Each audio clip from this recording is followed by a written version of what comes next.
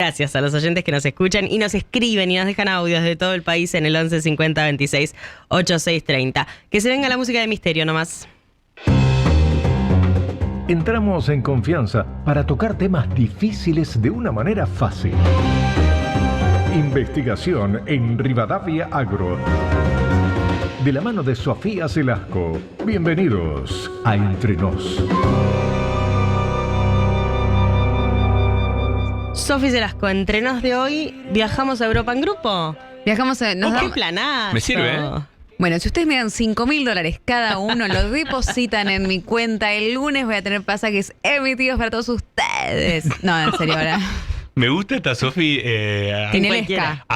Claro. Abrazando el caos, la incertidumbre, el no saber. Abrazó el efecto la desolación. de lo que te tomaste. Perfecto, vamos a arrancar. La Sofi que hace todo esto tiene menos minutos de columna, así que perfecto. Yo sugiero arrancar. Ya Son está. y 53 casi. Toma, se te cayó eso en la gorra.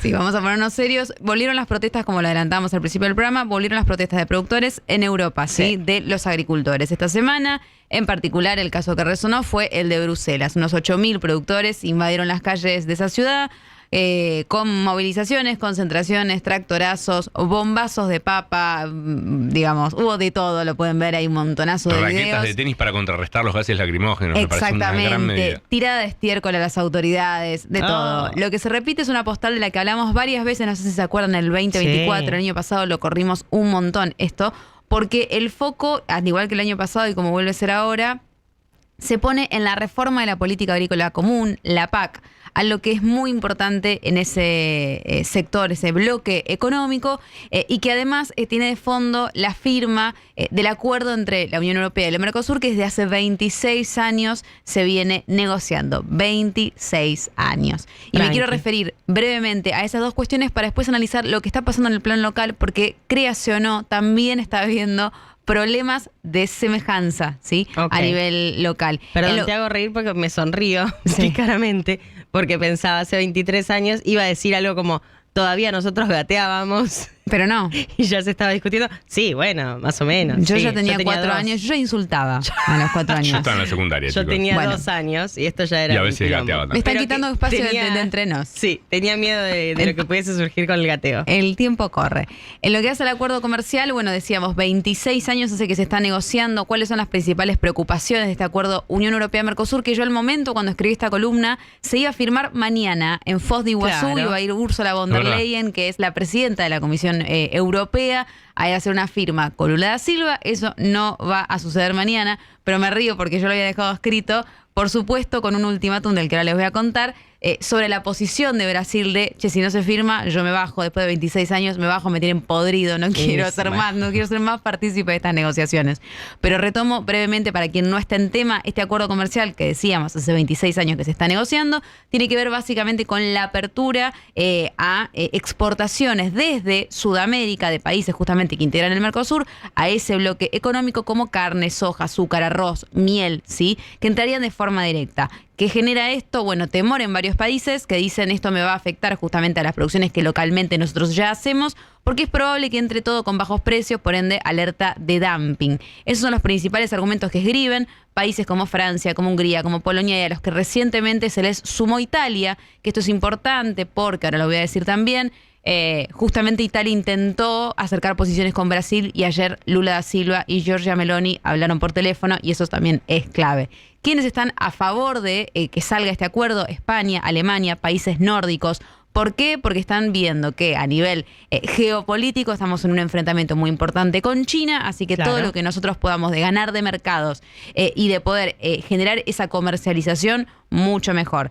Según trascendió, bueno, se diseñaron justamente ante estas presiones cláusulas, fue el pasado miércoles que dijeron, bueno, como está en esta situación con los productores, el reclamo, y hay países como Francia que no piensan moverse, diseñemos cláusulas de salvaguardia para proteger a los productores europeos en caso de avanzar este acuerdo. Por ejemplo, si se detecta que un producto entra con un valor demasiado bajo, bueno, ahí podemos arrancar a investigar, detener ese, si se quiere, esa importación y ver cómo lo solucionamos.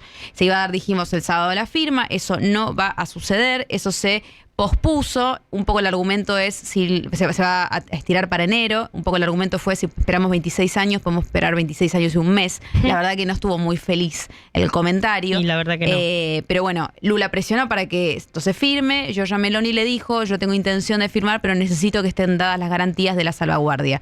Este acuerdo puede salir con una mayoría calificada, es decir, si los países se ponen de acuerdo, no necesariamente tienen que estar todos de acuerdo, por ende Manuel Macron, que ya adelantó que no va a estar a favor del acuerdo, puede seguir estando no a favor del acuerdo e igualmente esto podría avanzar.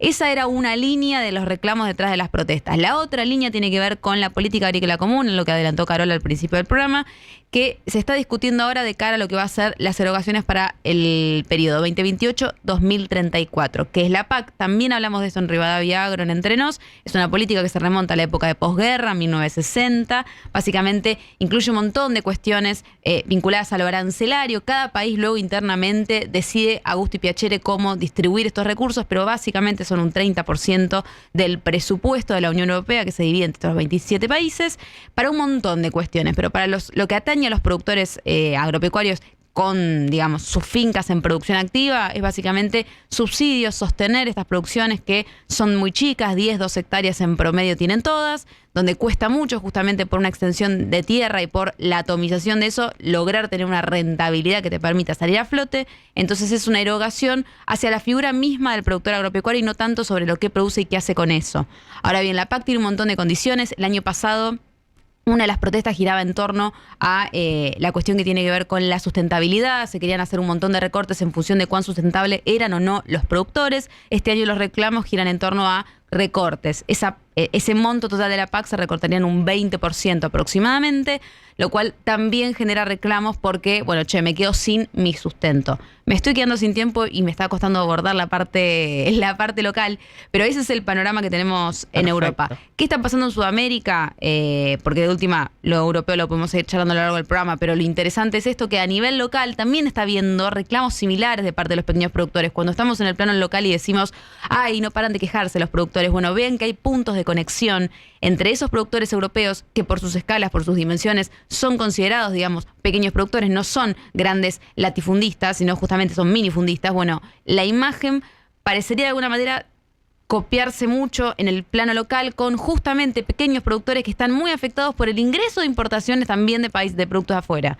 Este año ingresó, y lo vimos también acá en varias oportunidades, ingresó mucha yerba importada, vino importado, ingresó incluso carne de cerdo importada, y muchos productores de ciertas economías regionales dijeron, esto a mí me está afectando, ¿qué hace el Estado Nacional a mí para protegerme? Ese mismo reclamo que se esboza allá se vio mucho acá, y en particular hay un informe de la Mesa Agroalimentaria Argentina con estadísticas del Centro de Economía Política Argentina, del CEPA, que dicen, estamos cada vez con más chacareros dejando sus fincas. ¿Por qué? Porque un cúmulo de situaciones como la apertura de importaciones, la desregulación, los precios que no se condicen con los costos que hay que abonar, están generando un golpe muy importante y bueno, había traído algunas estadísticas para cada caso, el tiempo apremia, pero si quieren lo reflejo con el caso de la yerba, que es el que más discutimos acá. Entre diciembre de 2023 y junio de 2025 el precio de la hoja verde cayó 45,9%. La caída después de ese precio en la góndola rondó a su vez, o sea, caía el precio de la yerba de la hoja verde, digamos, pero también había una caída en el precio de góndola, el 31%. Las importaciones pasaron a 4,7 millones de kilos entre enero y octubre de 2023 a 10 millones ahora. Los últimos datos son del cierre del periodo del año pasado, lo que supone un incremento del 221% en la importación de yerba. Digamos, para que ustedes puedan trazar ese paralelismo entre lo que se queja de un lado y lo que se queja del otro, con el agravante de acá no hay ningún tipo de PAC. Acá no hay ningún tipo de ayuda económica. Muy por el contrario. El problema no es competir, sino competir en desventaja. Sí estar con Argentina compitiendo en desventaja, con impuestos mucho más altos, con ingresos brutos, con muchos otros impuestos altos, no solo nacionales sino provinciales, que hacen que la competencia se ponga difícil. Y con un gran porcentaje de la tierra alquilada, que no es la misma situación que se ve en Europa. En muchos casos es un costo extra. En muchos casos hay productores. En Europa también se alquila, no es que no, pero es cierto también que esas pequeñas parcelas de 10, 12 hectáreas quizás son heredadas de un familiar y el Estado elige seguir manteniendo a ese productor. Aquí es todo lo contrario, se expulsa, se atomiza. En el caso de los pequeños productores,